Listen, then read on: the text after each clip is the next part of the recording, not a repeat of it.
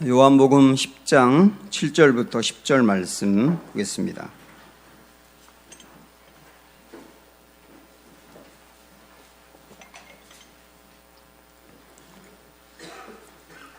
신약성경 162쪽 요한복음 10장 7절부터 10절 말씀. 그러므로 예수께서 다시 이르시되 내가 진실로 진실로 너희에게 말하노니 나는 양의 문이라.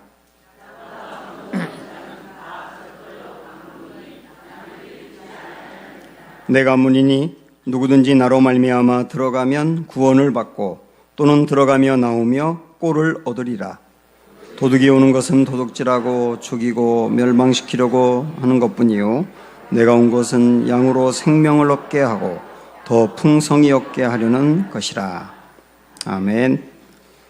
네, 사랑하고 축복합니다 하면서 서로 인사 좀 나누겠습니다.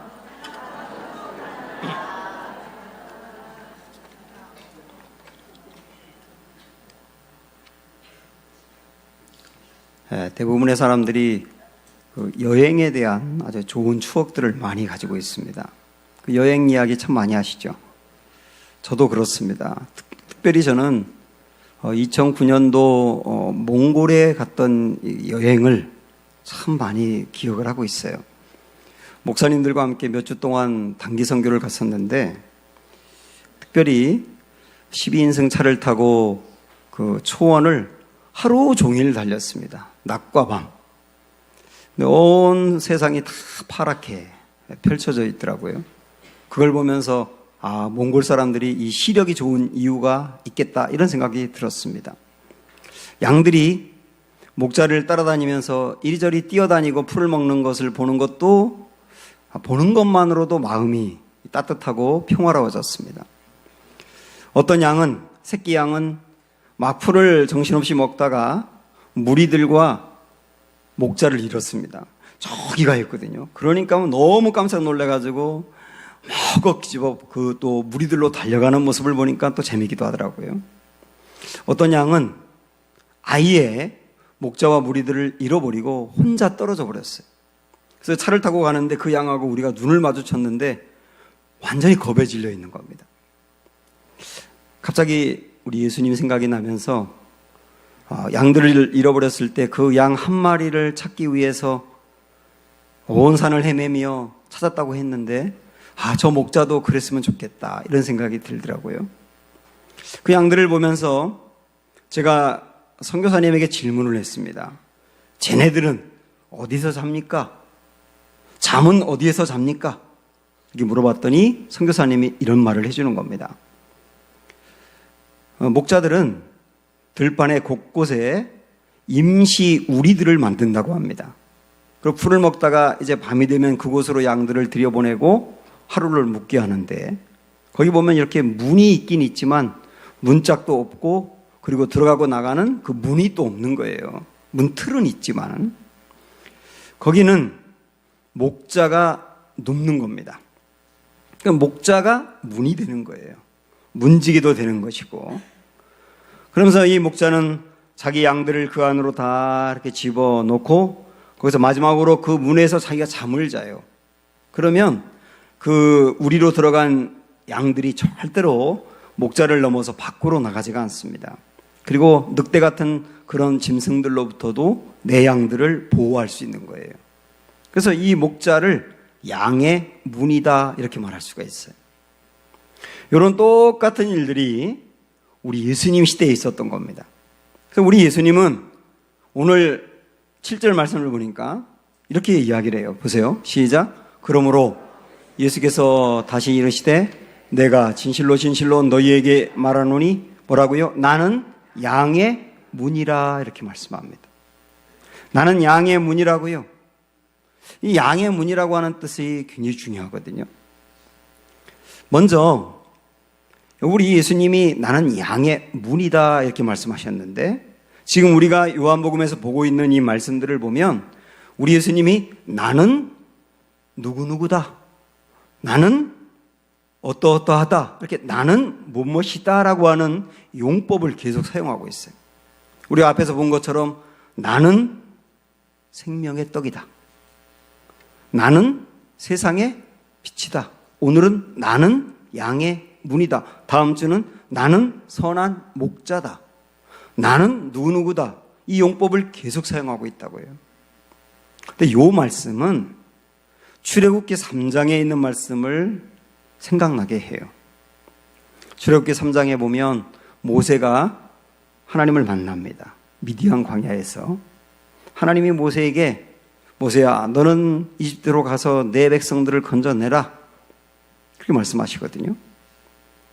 근데 이 모세는 하나님에 대한 질문이 있어요.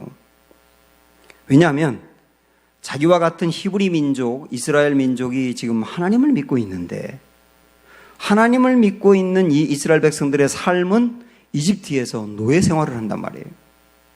그러면 아니 과연 우리 민족이 믿고 있는 이 하나님이라고 하는 분은 정말 계신가?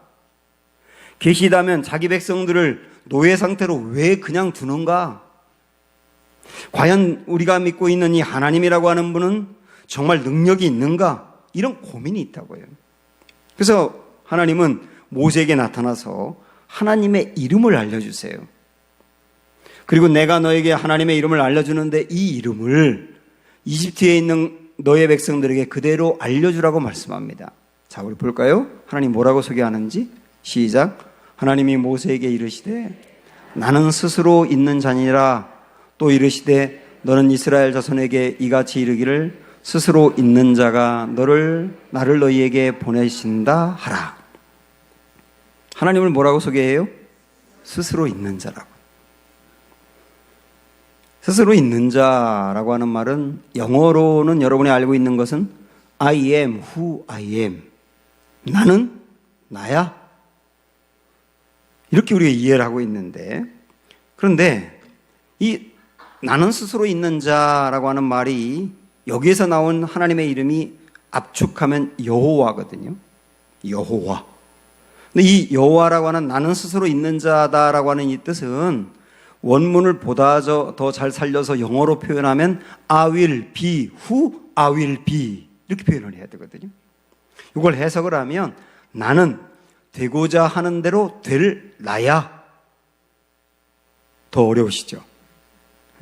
이렇게 표현하고 있는데 이 지금 성경에 나와 있는 표현은 나는 스스로 있는 자야 이렇게 표현하니까 우리 이해하기 어렵지만은 모세가 이 말씀을 들으면서 이해한 것은 이런 얘기입니다. 제가 한번 그대로 설명을 해드리면 하나님이 모세에게 이렇게 말씀하시는 거예요. 모세야, 내가 누군지 궁금하지?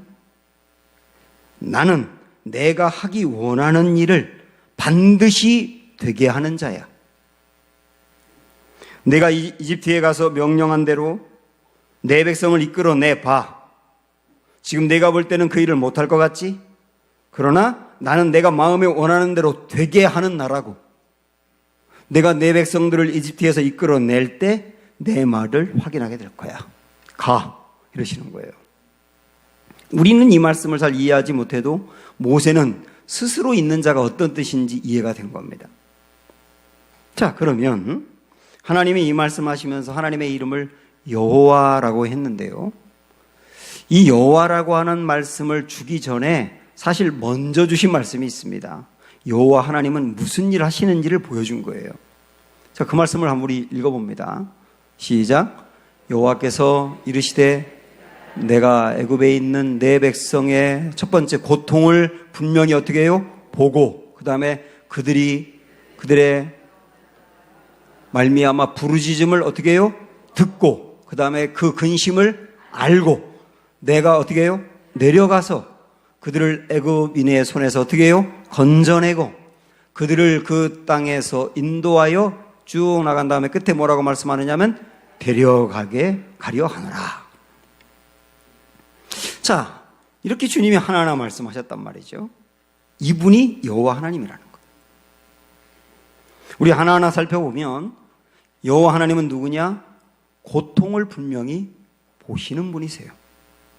이스라엘 백성들이 노예로 고통당하는 거, 매일 아침에 일찍 일어나서 일하러 가서 중노동을 하고 밤에 들어오고 그 다음날 또 가야 되는 거, 영원히 그래야 되는 거, 그들만이 아니고 그들의 태어난 자녀들까지도 이 일을 계속해야 되는 거, 이 험악한 고통을 주님이 어떻게 하신다고요? 보셨다고요. 아, 여호와 하나님은 고통을 보시는 분이구나. 보실 뿐만 아니라 부르짖음을 들으시는 분이세요. 이스라엘 백성들이 하나님, 정말 하나님은 살아계신 겁니까? 하나님 살아계시다면 우리의 고통을 왜 이렇게 두시는 겁니까? 우리뿐만 아니라 우리의 자녀들도 이 험악한 고통에서 벗어날 길이 없는데 하나님 정말 계신다면 우리를 좀 도와주세요 라고 부르짖는 것을 하나님 어떻게 하셨어요? 들으셨어요. 그리고 그들의 근심을 어떻게 하셔요? 알아요. 모르는 분이 아니에요. 알아요. 그런데 고통을 보시고 듣고 안 다음에 그 다음에 어떻게 하시느냐 하면 하늘에서 그냥 보고만 있는 분이 아니라 내려오세요. 어디로? 고통당하는 현장으로. 사람들이 너무나 힘들고 어렵고 고통 중에 있는 그 삶의 현장으로 내려오세요.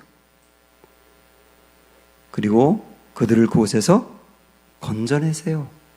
건져내고 끝나는 게 아니라 데려가세요. 어디로 데려갑니까? 그들이 살 땅으로. 평화로운 땅, 기쁨이 넘치는 땅, 행복한 땅으로 그들을 데려가신다고요. 이분이 누구라고요? 여호와 하나님이시라고요. 그 하나님은 지금 우리의 하나님이십니다.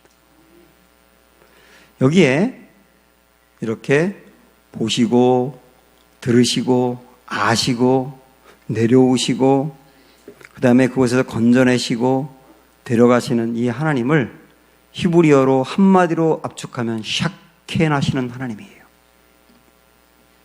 샤켄, 거주하시는 하나님. 하늘에 그냥 계시면서 지켜보는 분이 아니라 우리 인간들의 삶으로 내려오셔서 고통당하는 사람들과 함께 하시며 함께 고통을 느끼시며 그들을 도와주시며 끝내 건져내시는 하나님. 누구라고요? 샤켄하신 하나님. 하나님은 모세에게 하나님을 소개하면서 모세야, 네가 하나님이 누군지 질문했지? 내가 바로 그런 하나님이야. 샤켄한 하나님, 여호와 하나님이야. 저는 우리가 하나님을 믿고 있는데 우리가 믿는 하나님도 바로 그런 하나님인 것을 믿습니다. 예수님, 당신을 나는 누구누구다 이렇게 말씀하시면서 오늘 말씀에서는 나는 양의 문이다 그러셨어요. 양들을 우리에 집어넣고 양들은 차가운 데서 자게 하고 목자는 따뜻한 데서 자는 게 아니에요. 차가운 그 들에서 목자가 함께 잡니다. 고난당하는 양들과 함께 하시는 하나님, 그 목자, 그리고 그 우리에 있는 양들을 한 마리도 잃지 않고 보호하시며 지키는 목자, 늑대 같은 짐승으로부터 지키는 목자, 도둑들로부터 지키는 목자, 그리고 그 양들을 푸른 풀밭 맑은 시내로 인도하는 목자, 그분이 예수님이시라고요. 그래서 그 예수님은 출애굽기 3장에서 말씀하신 샤켄하시는 여호와 하나님이세요. 그래서 우리 예수님은 나는 누구냐? 나는 샤켄한 하나님이야 라고 하는 걸 보여준 거예요. 양들은 힘이 없기 때문에 누워서 자지 않습니다. 양들은 서서 잡니다. 그것도 아주 예민해가지고 부스럭거리는 소리만 나면 화들짝 깹니다. 힘이 없으니까요. 그런데 양들이 누워 잘 때가 있어요. 언제인지 아세요? 목자와 함께 잘 때. 그래서 이걸 알았던 다윗은 시편 23편에서 여호와는 나의 목자시니 그러면서 2절에 뭐라고 말했냐면 그가 나를 푸른 풀밭에 누이시고. 목자 되시는 하나님과 함께 있을 때는 양들도 누워 자는 것처럼 나도 여호와 하나님, 샤켄하신 하나님과 함께 할 때는 편안하게 누워 잘 수 있다. 여러분, 이걸 생각하시면서 우리의 목자 되시는 주님도 우리와 늘 함께 하기 때문에 어떤 상황에서도 누워 잘 수 있는 평강 주신다는 걸 아셔야 돼요. 이 우리의 주님이세요. 제가 지난주에 공부하러 세미나에 가서 우르무치, 중국의 우르무치 우이구르족들 있잖아요. 그 우르무치에서 선교하시는 선교사님과 방을 썼습니다. 한 주 동안. 참 귀한 시간이었어요. 이분이 거기에 공부하러 오기까지 비용이 굉장히 많이 들었습니다. 그 공부하는 비용 자체가 많이 들고 거기서 비행기 타고 왔다가 가야 되고 또 한국에 체류하는 동안 또 써야 되기 때문에 제가 볼 때는 한 500만 원 정도는 들었을 거예요. 그래서 선교사님, 이 돈이 적잖게 들어가는데 어떻게 여기 공부하러 오시게 됐습니까? 제가 이렇게 물어봤습니다. 그때 선교사님이 하셨던 말씀이 제 마음에 탁 다가왔어요. 뭐라고 하시느냐면, 제가 우르무치에서 잘 키우며 성장시키고 있는 청년 두 사람이 있습니다. 그런데요, 저는 언제 추방될지 몰라요. 우르무치에 있는 선교사님들은 금방 추방되거든요. 저도 언제 추방될지 몰라요. 제가 추방되기 전에 이 2명의 청년들을 잘 가르쳐서 제가 추방되더라도 그 청년들이 남아서 다른 사람들에게 말씀을 가르치고 말씀을 가르쳐서 그 지역이 말씀으로 부흥하기를 꿈꿔서 2 사람을 잘 가르치려고 자기가 여기 왔다는 거예요. 얼마나 귀합니까?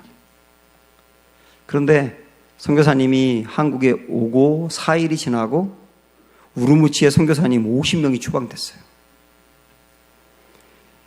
이들이 추방되면 보통 다른 지역은 추방 명령이 딱 떨어지면 1주 내지 2주의 시간을 주어서 재산을 정리하고 사람들과 마지막 인사하고 떠나도록 기회를 주는데 그 지역은 추방되면 그냥 끝이에요. 그래서 공안들이 집으로 들이닥쳐가지고 사람들을 잡아서 그 길로 그냥 추방시켜가지고 재산이든 세간살이든 사람들이든 아무도 만나지 못하고 더 이상 중국에 갈 수 없게 된 거예요. 근데 이 선교사님이 뭐라 그러냐면 그 50년 명단 중에 자기도 있을지 모른다는 거예요. 근데 그거 있는지 없는지 알 길이 없다는 거예요. 나중에 중국을 다시 가기 위해서 들어가려고 할 때 거절당하면 자기는 추방이 된 상태라는 거예요. 이게 얼마나 불안합니까, 여러분? 그래서 제가 선교사님한테 선교사님 어떻게 해요? 만약에 추방됐으면 어떻게 해요? 그 다음 어떻게 하실 거예요? 이렇게 물어봤더니 이렇게 말씀하십니다. 못 들어가게 되면 하나님이 다른 데로 인도하시겠죠. 저를 선교사로 부르신 분이 하나님이시니까 책임지시겠죠. 저 걱정하지 않아요. 내 앞길이 꽉 막혀 있는 상황일지도 몰라요.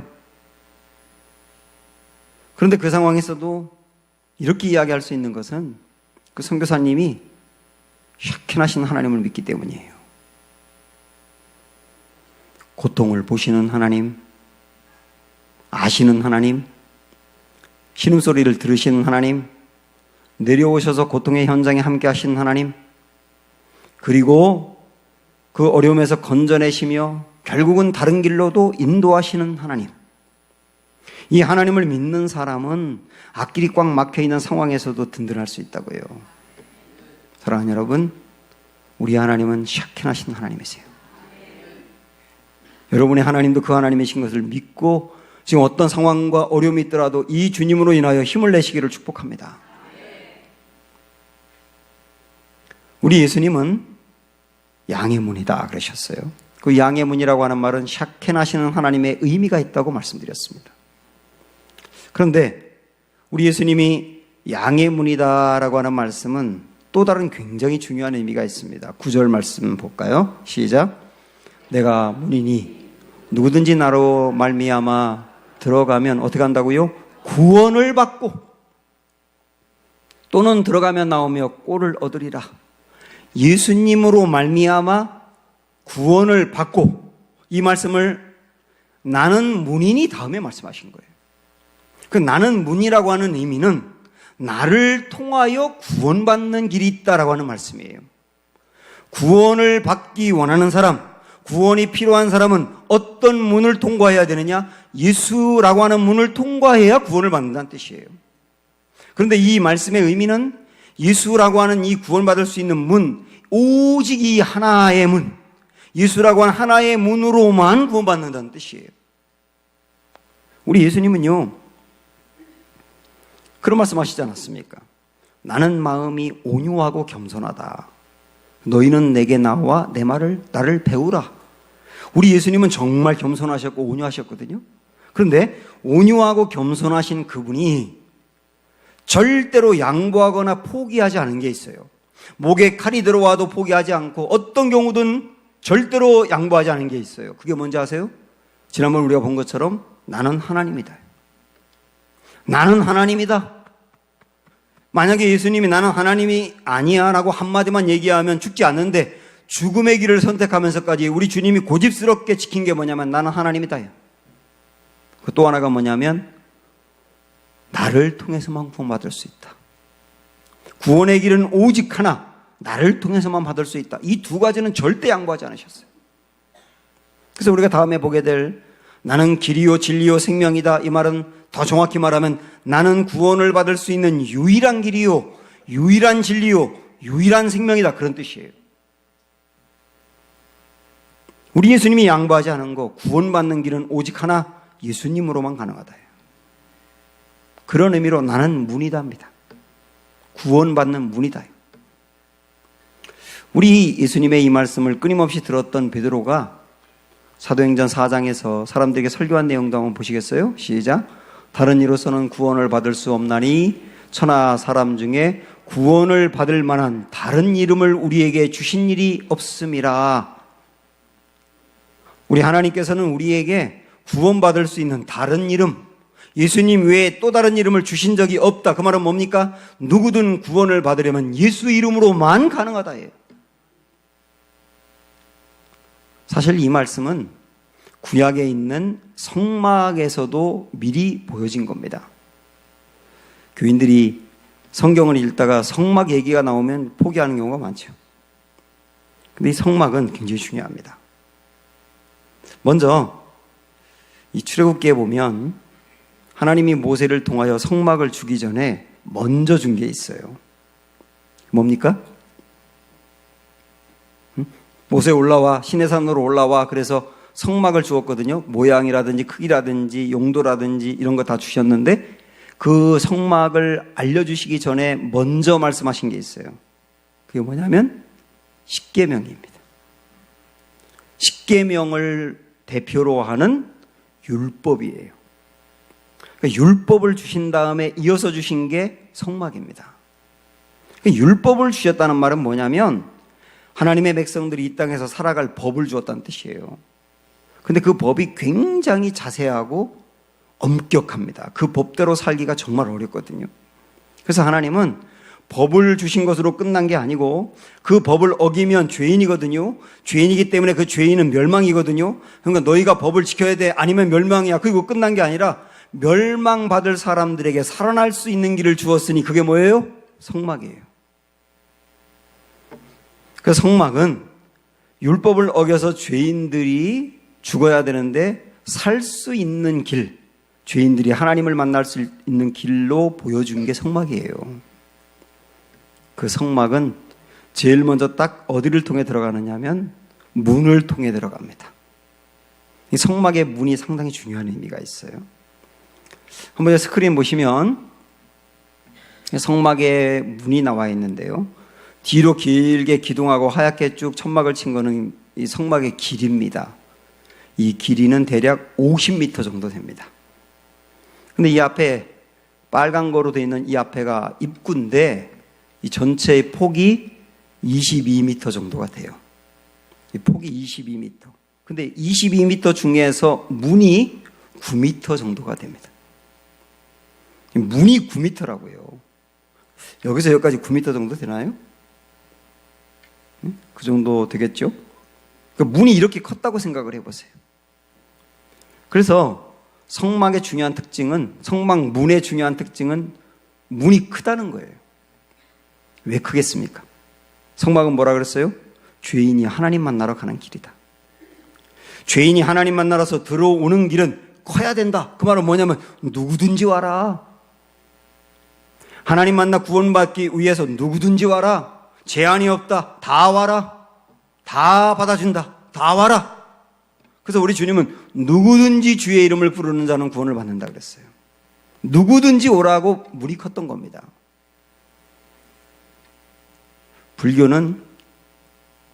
불교도 구원을 얘기합니다. 근데 불교에서 말하는 구원은 자각이에요. 자각.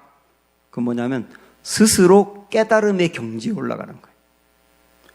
깨달음의 경지에 올라가면 그 사람이 구원받았다 그래요. 그런데 요 근래에 한 스님이 이제 발표를 했는데 그동안 우리나라에서 50년 동안 출가한 사람이 10,000명이랍니다. 10,000명이 출가를 했는데요.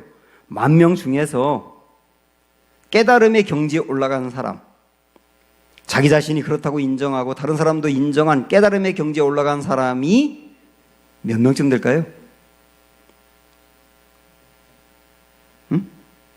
10,000명 중에서 몇 명쯤 될까요? 23명이랍니다. 그러니까 구원을 받는 게 깨달음의 경지에 올라간 것이라고 한다면 10,000명 중에 스님 10,000명 중에 23명만이 그 경지에 올라갔다는 건데요. 그렇게 보면 불교는 엘리트주의예요. 극소수만이 구원받는 길이 있고 나머지는 못 받는다잖아요. 여기에 비해서 기독교는 구원을 시작부터 자기가 스스로 깨달음으로 얻는다고 말하지 않고 사람은 처음부터 구원을 받을 수가 없다. 자기 스스로 구원받을 수 있는 길이 없고 자기의 노력으로 구원받지 못하고 오직 하나님께서 구원해 주셔야 한다. 이게 처음의 시작이에요. 자기 스스로 얻는 구원이 아니라 구원해 주셔야 된다니까요. 근데 우리 하나님 뭐라고 말씀하시느냐면 극소수만이 구원받는 게 아니라 이렇게 말씀하셨어요. 보세요. 시작. 하나님은 모든 사람이 구원을 받으며 진리를 아는 데에 이르기를 원하시느니라. 우리 하나님은 극소수만이 아니고 모든 사람이 누구든지 이 문을 통과하여 들어와 구원받으면 된다고 말씀하세요. 또 기독교는 제한이 없어요. 누구든지 와라예요. 그래서 얼마나 좋은지 모르겠어요. 자, 이게 첫 번째 문의 특징입니다. 문은 크다. 누구든지 와라. 구원받는 길은 넓다. 근데 또 하나가 있습니다. 성막문의 특징 또 하나. 문이 하나밖에 없다는 거예요. 이게 두 번째 특징이에요. 이스라엘 백성들이 진을 칠 때는 여기 성막을 중심으로 동서남북에 각각 진을 치고 있었기 때문에 만약에 성막의 문이 동서남북에 4개가 있었다면 들어가기가 되게 편했을 겁니다. 그런데 4개의 문을 만들지 않고 오직 하나의 문만 만들었어요. 이게 무슨 의미겠습니까? 죄인이 하나님 만나러 들어가는 길은 오직 하나예요. 그 문이 예수 그리스도라는 문이에요. 예수 그리스도라고 하는 문 외에 구원으로 들어갈 수 있는 문이 없다는 뜻 아닙니까? 사람은 스스로 구원받을 수 없는데, 자기 스스로 구원을 이룰 수가 없는데, 이 구원을 받을 수 없는 사람을 누가 좀 건져내 주어야 되는데, 하나님이 만든 방법은 뭐냐면 오직 예수라는 문을 통과하는 사람은 누구든지 구원을 받는다. 그래서 우리는 정리할 수 있습니다. 예수님을 통하지 않고는 구원의 길이 없다. 그러나 예수님으로 말미암아 구원의 길로 들어가지 못할 사람도 없다. 다시 한번요. 예수님을 통하지 않고는 구원의 길이 없다. 그러나 예수님을 통하고서 구원의 길로 들어가지 못할 사람도 없다. 이게 나는 양의 문이다 라고 하는 뜻입니다. 그럼 여러분 중에서 이런 질문하는 분이 있을 겁니다. 아, 왜 꼭 굳이 그렇게 들어가야만 되나요? 다른 문은 없나요? 왜 하나님은 꼭 그렇게 편협하고 폐쇄적으로 그 하나만 만들었나요? 여러분 이걸 아셔야 돼요. 내가 스스로 구원을 받는 게 아니라 우리 기독교의 구원은 하나님이 구원해 주셔야 된다니까요. 하나님이 구원해 주시려면 구원해 주시는 분의 방법이 있을 게 아닙니까? 그 방법이 그거라고. 그래서 우리 모두 예수 그리스도라고 하는 문을 통과하여 이 구원의 귀한 은혜 가운데 들어갈 수 있도록 하나님이 도와주시고 여러분 주님을 믿게 되기를 축복합니다. 자, 지금까지 예수님을 믿으면 구원을 받는다. 그것이 양의 문이다라고 하는 뜻이다. 이 말씀을 드렸습니다. 그럼 여기서 우리가 생각을 해야 합니다. 예수님을 믿으면 구원을 받는다? 야, 이게 진짜 진리라고 하는 것을 안다면, 그러면 그 예수님을 믿을 수 있도록 해 주어야 되잖아요. 로마서에 있는 이 말씀을 보십시오, 한번. 누구든지 주의 이름을 부르는 자는 구원을 받으리라. 누구든지 주의 이름을 부르는 자라고 하는 말은 주님을 믿는 자는 구원을 받는다예요. 그런데 그 다음 14절의 말씀 보면 이렇게 얘기했습니다. 읽어보세요. 시작. 그런즉 그들이 믿지 아니하는 일을 어찌 부르리요? 듣지도 못한 일을 어찌 믿으리요? 전파하는 자가 없이 어찌 들으리요? 이게 무슨 말입니까? 아니, 믿으려면 들어야 믿을 거 아니야. 들어야. 어떻게 그냥 믿냐? 들어야 믿지. 그 들으려면 누가 전해줘야 되지 않느냐? 전해주는 사람이 없는데 어떻게 들으며 듣지 못했는데 어떻게 믿을 수 있느냐? 이 말은 다르게 말하면 전파해 주어야 듣고 듣는 사람은 믿게 된다는 거예요. 그래서 정말 여러분이 예수님으로만 구원받는 길이 열린다는 것을 확신한다면 이제 여러분 가만히 있으시면 안 돼요. 야, 이게 길이고 이게 진리라고 한다면 이 진리는 전파해 주어야 믿는 거구나. 그냥 믿을 수 있는 건 아니구나. 누군가가 들려줘야 믿는 거구나. 그래서 우리의 나머지 사명은 전파예요. 제가 지난주 세미나 여러 성경에 대한 내용을 배우면서 제 마음에 굉장히 뜨거워지고 제가 눈물로 기도했던 내용이 있습니다. 우리나라에요, 복음이 처음 전해지고 나서 기독교가 굉장히 부흥을 했습니다. 순식간에 온 나라가 다 교회가 세워질 정도로 놀라운 부흥이 세계에서 있을 수 없는 이런 유래를 찾아볼 수 없을 정도로 부흥을 했거든요. 궁금하지 않으십니까? 어떻게 그렇게 부흥하게 됐는가?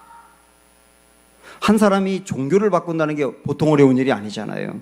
근데 종교를 바꿔서 기독교로 다 개종을 하면서 엄청난 부흥이 이게 어떻게 이루어졌을까? 여러 가지 비결 중에 하나가 뭐냐면 권서인들 때문입니다. 권서인이라고 들어보셨나요? 성경을 들고 전국에 있는 사람이 있는 곳은 찾아다니면서 말씀을 가르쳐주면서 예수님 믿도록 권한 사람들이 권서인들이에요. 기록에 보면 수많은 권서인들이 말씀 하나 붙들고 사람이 있는 곳은 다 찾아다녔대요. 그리고 허리를 구부리면서 사람들에게 이거 보세요, 이렇게 말씀했잖아요, 이거 보세요, 이거 믿어야 돼요, 허리 구부리면서 그걸 가르치다 보니 권서인 중에 허리가 굽지 않은 사람이 아무도 없었대요.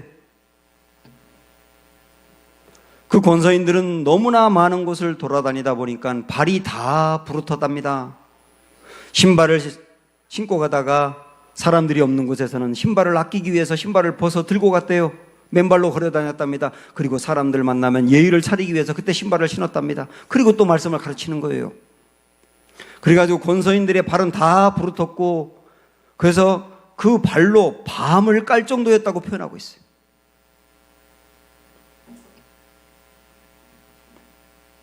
그렇게 예수님을 전하며 말씀을 가르치는 모습들을 보면서 선교사님들이 미국에 편지하면서 우리가 말씀을 전하러 왔는데 우리가 배워요. 권서인들이 대단한 사람들이에요. 그런 거예요. 권서인들이 모였다가 자, 우리 삼천리 반도 금수강산 곳곳으로 퍼져나가서 말씀 가르칩시다 하고 떠날 때 불렀던 노래가 삼천리 반도 금수강산, 그 찬양이에요.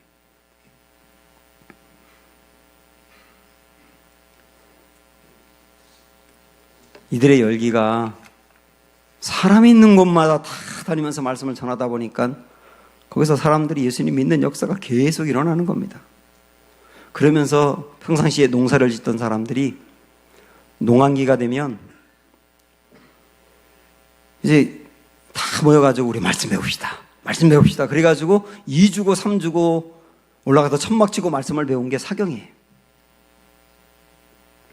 그리고 어린아이 때부터 말씀을 가르쳐줘야 된다. 이들이 어린아이 때 말씀을 가르쳐줘야 이 아이들이 산다. 그래서 가르쳐주기 시작한 게 성경학교예요. 결국 이 나라가 부흥하게 된 것, 이 나라가 살게 된 것, 영혼이 살아나게 된 것은 말씀을 전파해주는 권서인들이 있었기 때문이에요. 근데 저는 이 이야기를 들으면서 제 마음에 애통했던 것은 뭐냐면 지금은 굉장히 좋은 시대가 되다 보니까요, 여기에 동영상을 띄울 수 있어요. 시청각 교재들이 너무나 많아요. 그리고 화려한 조명이 있고 화려한 악기가 있어요. 아이들이 찬양을 좋아해요.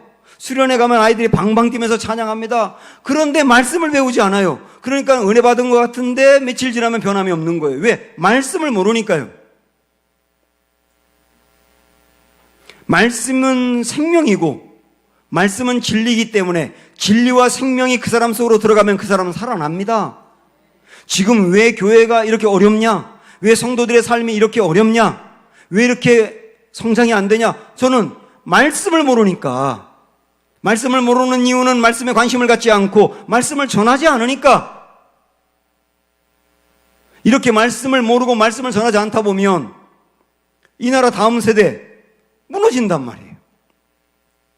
그래서 저는 마음에 소망이 생기는 게 우리 다시 살려면 권서인이 있어야 된다. 응? 권서인이 있어야 된다는 거예요. 말씀 하나 붙들고 사람을 살리기 위해서 말씀을 전하며 그 말씀으로 사람들을 살려내는 권서인들이 이 시대에 다시 생긴다면 전 이 나라 소망이 있다고 확신합니다. 그래서 저는 기도하는 거예요. 주여, 우리 교회가 권서인이 생기는 교회가 되게 해주시고, 주여, 내가 권서인이 되게 해주십시오. 내 가정 안에 권서인이 되게 하시고 내 주위에 있는 사람들에게 권서인이 되게 해주십시오. 말씀을 전파하면 살아납니다. 이런 소망 붙들고 달려갈 수 있는 은혜가 있기를 주님의 이름으로 축복합니다. 생명 주께 있네 함께 찬양합니다.